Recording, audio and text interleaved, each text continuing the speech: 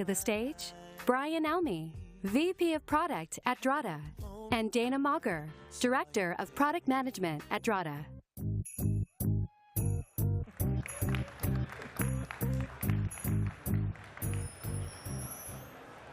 Hi, everyone. Good afternoon.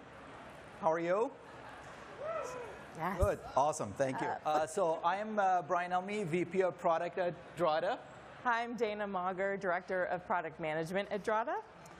And we're going to take a few minutes to talk to you about 5 secrets of product velocity as you scale. And spoiler alert, these aren't really secrets.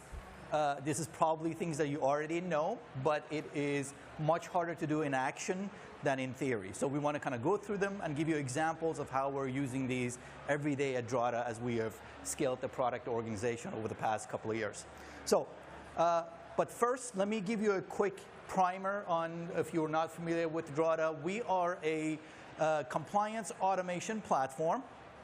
What that means is that we connect to our customers' tech stacks, right?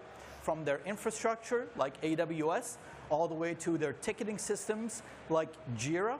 And we automate, continuously monitor their controls and collect evidence for their security and compliance controls in place. So what this means for our customers is that we can identify any gaps in their security and compliance posture in real time and alert them to actions they can take to remediate those. And we're collecting evidence as proof that these controls are effectively implemented. So when it comes audit time, when you turn the keys over to their auditors, they are very confident that they are in a really good state. Make sense? So we have been in business for about 2.5 years. So we are a very relatively young company and have had massive growth over the past couple of years in our product and in our business overall. So we started with just automating SOC 2 compliance and have really quickly automated over 14 plus different frameworks. We have introduced our Trust Center capability. We have introduced our Enterprise Risk Management capability, Work Center capabilities, our audit collaboration capabilities, over 100 plus integrations, and all of this in just 2.5 years. We've listed about 350 different features and 100 plus integrations.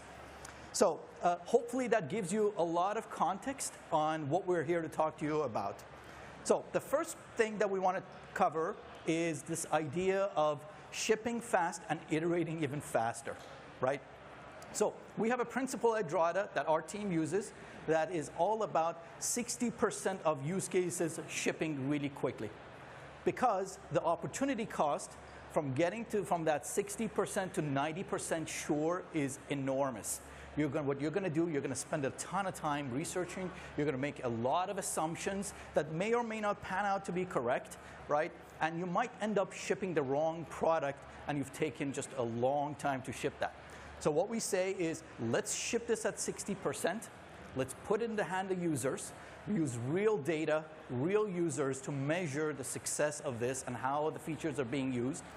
And then we have a feedback loop from our customers and our partners that tells us, hey, are we on the right track or are we not on the right track? And we are real-time modifying the priority of the following iterations that we're going to go after. So this idea of shipping fast at 60%, it's been key for us. Number 2, be competitor aware but customer focused. So at Drata, one of our core values is customer obsession. We basically take it to like just one step before stalking. So yes, of course, we need to be aware of what's happening in the marketplace, what our competitors are up to, but the bottom line is your customers are the ones using your product, not your competitors. The problems that you're solving are your customers' problems. Hopefully, you're your competitor's problem, right? So we could spend energy and time reading competitor press releases and articles and blog posts and billboards, and yes, we got to know what's going on there, but the more energy that's spent there means more time and energy and focus taken away from our customers. We at Drata have teams that are totally focused on building product and new functionality and really shipping big things. We also have teams that are totally devoted to customer obsession. We actually call them, our customer obsession teams. That's an opportunity for us to try and get smaller enhancements in delighters, things that maybe didn't make the roadmap, but little things that we can continue to say, we're listening to you, we're taking your feedback, we're putting things out there, and we can move quickly with those teams. Keeps the other teams that are focused on maybe like delivering larger feature sets or products. It keeps them moving quickly, and it allows us to still focus on what it is the customers need and to deliver. They also are responsible for handling like really high priority customer support issues as well. So it's really the ethos of focusing on the customer, identifying their problems, long-term, short-term, immediate, and solving for those. But don't take my word for it. Someone once said it better. Yeah. I'm sure a lot of applications will be written for the business world. Do you think that RIM should be worried, and what is the message for them? Well, you should go ask them. I have no idea what they... Message that you're sending them? We're not sending them a message. We're sending customers a message and developers a message that we're going to try to serve their needs. I mean, we went around and asked a lot of enterprise customers what they wanted. And that's where we got our list from. We didn't make it up ourselves. Exactly right. This is about addressing what customers want and making the best product ever for enterprise customers, because we listen to them and we move quickly to make a killer product. That's what we're doing. Yeah, remember, the iPhone has been out for less than a year. This stuff is going to be shipping right around the 1-year anniversary of the iPhone. To every iPhone user is a free software update. So we've been moving pretty fast. Scott and his organization have been busy. Very good. We have been very busy.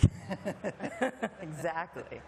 Number 3 on our list is embrace ruthless prioritization. So I always say that as product managers, we are people pleasers who have to say no, or we have to say not yet, or we have to say not now. And sometimes you got to do that, especially in the early days, especially early on when you've got so many things coming at you and so many places you want to go and goals you want to achieve.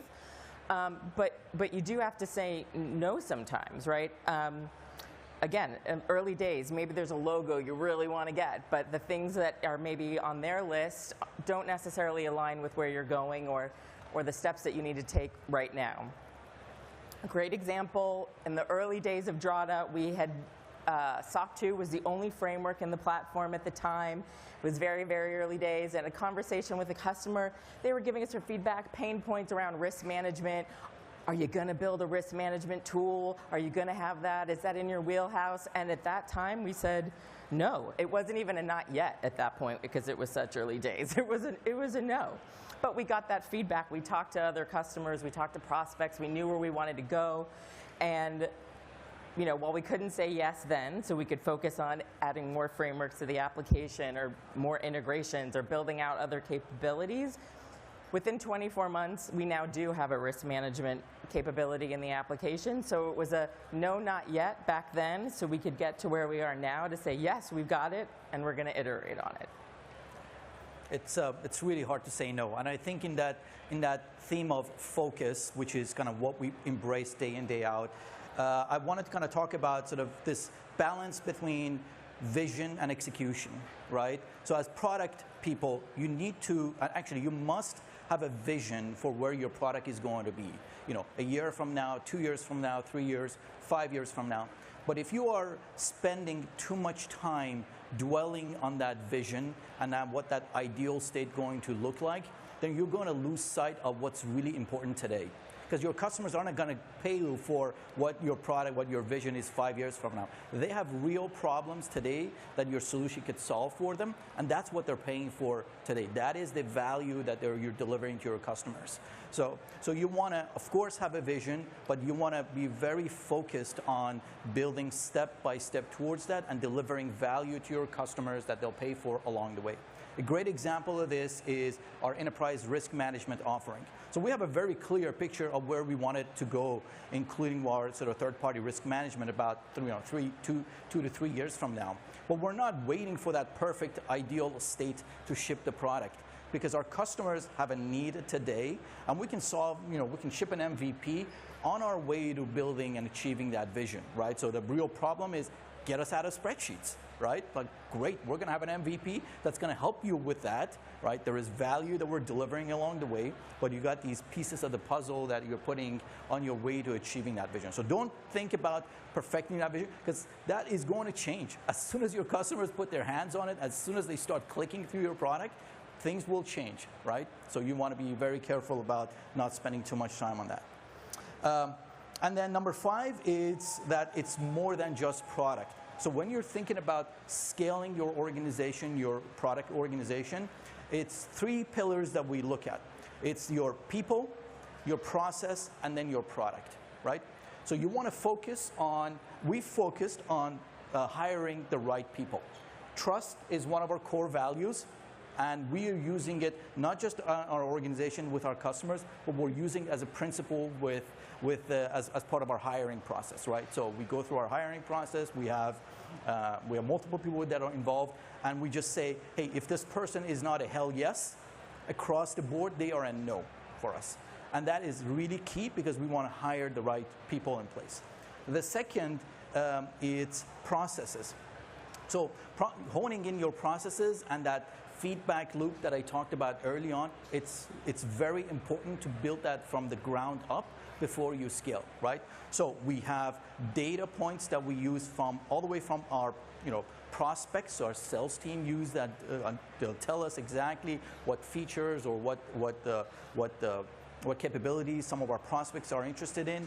That data feed goes all the way to our customer success team, right, to figure out what our customers are saying, how they're using the features and capabilities, and that comes back to our product team, and just around it goes. And we have honed in that cycle and that process, so we're getting real-time feedback from prospects all the way to when they become customers, all the way to when they use the product, and back and forth. And that has helped us to really understand the product and our customers, and then build quickly around that. And of course, the last pillar is you want to have a product that solves the right problems, and we've kind of already talked about that. So those 3 pillars, it's kind of talks about it's more than product. It's that entire people, processes, and your product combination that's going to help you to scale.